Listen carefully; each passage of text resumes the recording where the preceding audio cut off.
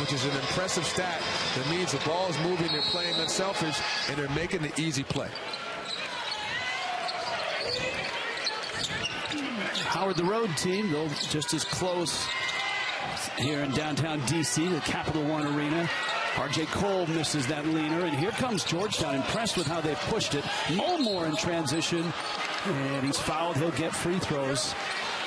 Well, his speed is a factor, and it's something that Pat Ewing wants him to use, especially off the miss or off of turnovers. He has the ability to change gears, get into the lane, and make plays, and he has that freedom, so he's taking advantage of it, looking for his teammates, but also being aggressive as a scoring point guard. And that's look, that's part of the bargain that Patrick Ewing is trying to implement here. It's an up-tempo offense. It's a fun offense to play in. But to play in that offense, you have to play defense. That's right. There's another side to it. It's kind of like a negotiation. All right, guys, I'm going to let you run, but I tell you what, you can't run unless you guard and rebound. You got to do the dirty work. And Pat Ewing talked about all the teams he played on. Going back to Georgetown, to the pros, they were always one of the top 5 defensive teams. There's no coincidence there. Garvey off a screen in the lane, and he's fouled on the reach. There's a tie-up down low. Looks like everybody's all right. And then, look, college coaches around the country will tell you in unison that that's the biggest challenge for freshmen.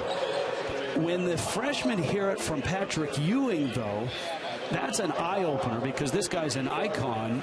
And even Kevin Nickelberry at Howard has talked about that. How do you get freshmen to realize how hard you have to play, how intense you have to play on the defensive end? Well, one way that really helps is when you have upperclassmen that can lead, and they can carry on that message. And in Georgetown's case, they have leaders in Govan and Derrickson that lead by example, or at least trying. So that kind of inspires someone like a Pickett or a Blair, some of the young guys, on how they want to play. Georgetown possession.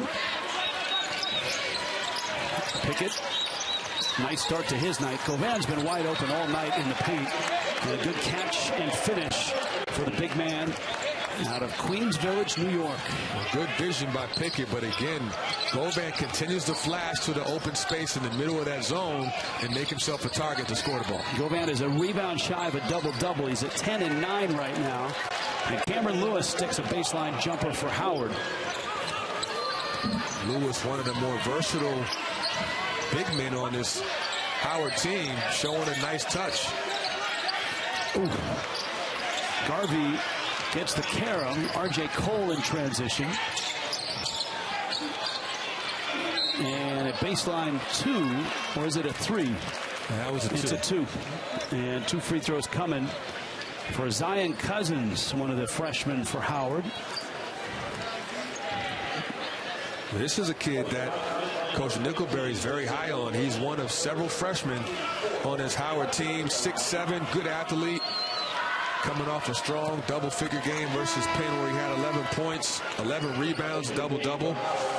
That was his second double-double of the season, and he's one of the young, kind of building blocks for this Howard team. He's the MEAC Defensive Player of the Week. In fact, even though they're 1-8, they swept the MEAC awards. Cousins was the Defensive Player of the Week. R.J. Cole was the Rookie of the Week. And Charles Williams, who's had a nice half offensively, was the MEAC Player of the Week. So they have some pieces to build around, but it's going to be a process for this young team. Govan doing a nice job of passing the basketball tonight. Everybody asks, what is this Georgetown team going to look like in a couple weeks when the Big East Conference starts? And no one knows the answer to that, but I do feel after watching Georgetown play 3 or 4 games now that I've been able to cover, Jesse Govan you're not going to see much of a drop-off. I really believe that he has the talent and the ability to be a double-double guy in the Big East because of his versatile skill set and his motivation, where he is as the leader. Last year he was more of a role player. It was Pryor and LJ Peak that were the leaders. But now Govan knows this is his team, and the team will only go as far as he goes. Yeah, they lost 18 and 16 with Rodney Pryor and LJ Peak gone from last year's team. A couple free throws. Georgetown's lead has ballooned close to 20. 2 minutes left first half. Cole and Williams playing a two-man game. Williams off the screen. Shot was altered. Mulmore may have gotten a hand on it.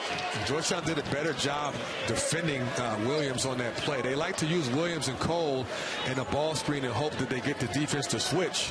But on that play, better job defensively by Mulmore stepping out. Now, you can confirm this because the Georgetown coaches told me today that their practices have been more intense than their games. You've been to the practices. Yes. What are the practices like? I'd agree with that. I mean, Pat Ewing is out there showing them how to guard ball screens. And he's, you know, a little older now, but he's still very, very good at teaching, communicating.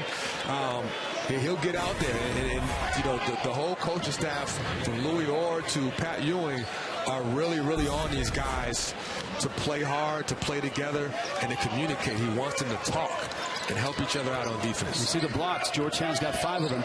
No reset on the shot clock. Cole got in the air. Good look to Williams. Got to get the shot up. 2 seconds on the clock. Cole launches, and it didn't draw iron. So with 1:20 left, Georgetown has a chance to go up 20. It looked like Cole didn't realize the shot clock was down to 2 seconds until it was too late, so he had to heave up a desperation three. But nice job by the Hoyas in their half court. They've turned it up defensively the last few minutes. Mulmore and Pickett in the backcourt. Govan out for a screen. That's a deep Derrickson three. Missed it. And the ball out of bounds. It goes to Howard with 1:04 left. Probably the best win on Georgetown's schedule so far was the road win at Richmond. They did beat Maine here in D.C. But as you noted, I think you get a lot clearer picture when Syracuse is in the building on the 16th. And that Syracuse team is coming off an impressive win at the Garden. I was at that game over UConn, and they have some talented underclassmen, and in their leadership by Tyus Battle, one of the top combo guards in the country. Cole, quick trigger on the three. It's a 2. His foot was on the line. Cole, it's been quiet this half, but he's not the kind of kid that will lose confidence, and he has to stay aggressive to keep Howard in this game. 2 of 10 is R.J. Cole, is averaging 19 and a half a game. 10 on the shot clock. Mulmore into the corner. Derrickson rises. Missed it. Nice rebound. Caleb Johnson, kick out. 10 on the clock. Final seconds. First half here in D.C. Georgetown by 16. Mulmore starts it with 4 in the lane. Lost it, and it's a Howard basketball with 2 seconds left in the half. Yeah, he went a little too deep, and that gets him in trouble sometimes. Although Mulmore has done a pretty good job of taking care of the basketball, that was one of the few times he got caught in the paint a little too deep and got stripped. Let's see if Howard can get any kind of shot off. See if they try to loosen Cole up. Good pass there. Cole, it will not count. He didn't get it off in time. And Georgetown will have to be satisfied with a 16-point lead. Jesse Govan with a double